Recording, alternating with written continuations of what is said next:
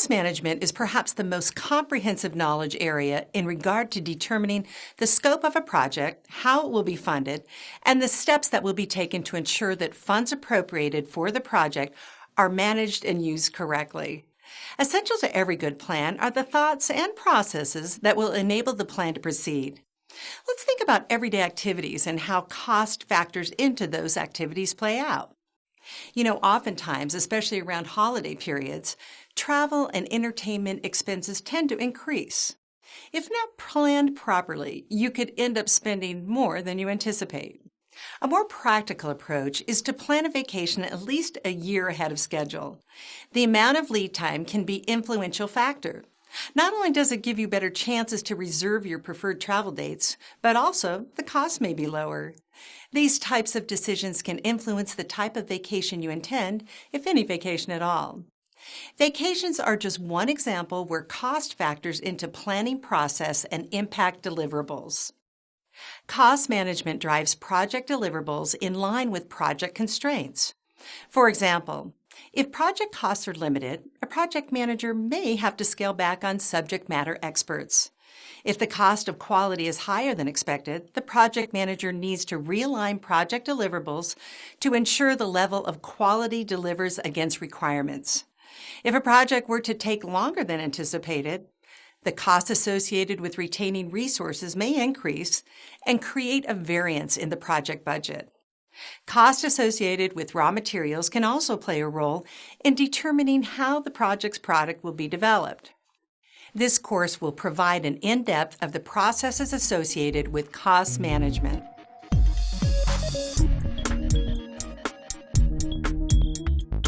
One example can be corrective actions identified within the activities of the project's work package. Corrective action can be taken to address unplanned events or an anomaly discovered within the work package that may impact project constraints as the work package is developed.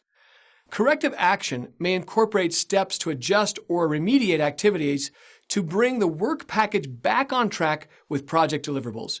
It may also incorporate decisions to discontinue work on a work package, thereby removing the activity from the overall scope of the project.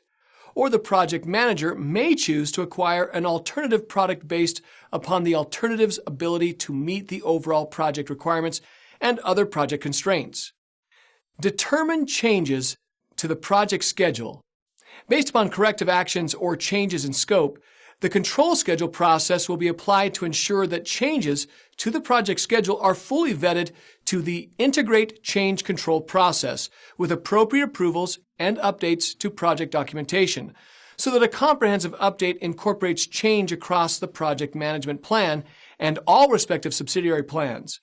The benefit of determining changes to the project schedule permits the project team to oversee change activities to ensure that the impact of the change does not create an undue risk to the project. In some instances, the project manager may elect not to incorporate the change into a project simply because the timing of the change would have a negative impact on the overall project deliverable. In this type of example, the project manager would recommend a subsequent project to be initiated upon completion of the existing project that will take the de-scoped activities and incorporate them into the newly created product.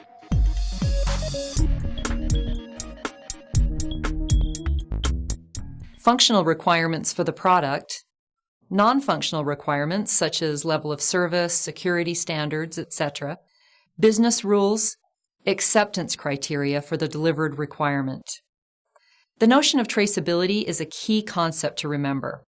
Ultimately, requirements will need to be traced back to the original stated business needs for the project and forward to the successful testing and demonstration of their delivery.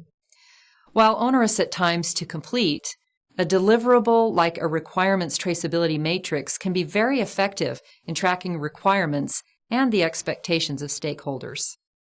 To start with, requirements documentation describes how each requirement impacts the project. Requirements always initiate at a very high level. They contribute to progressive elaboration and decomposition activities, which break down the high-level requirement and make it more specific. Progressive elaboration and decomposition help determine the project's work packages. And in order to baseline requirements, they need to pass the criteria for measurement and testing. Part of developing a work package is aligning an audit trail to it. The audit trail provides details pertaining to work package consistency and completeness that is acceptable to the stakeholders. Typically, requirements documentation is provided in the form of a template that the project manager and team can drive through with a consistency of approach.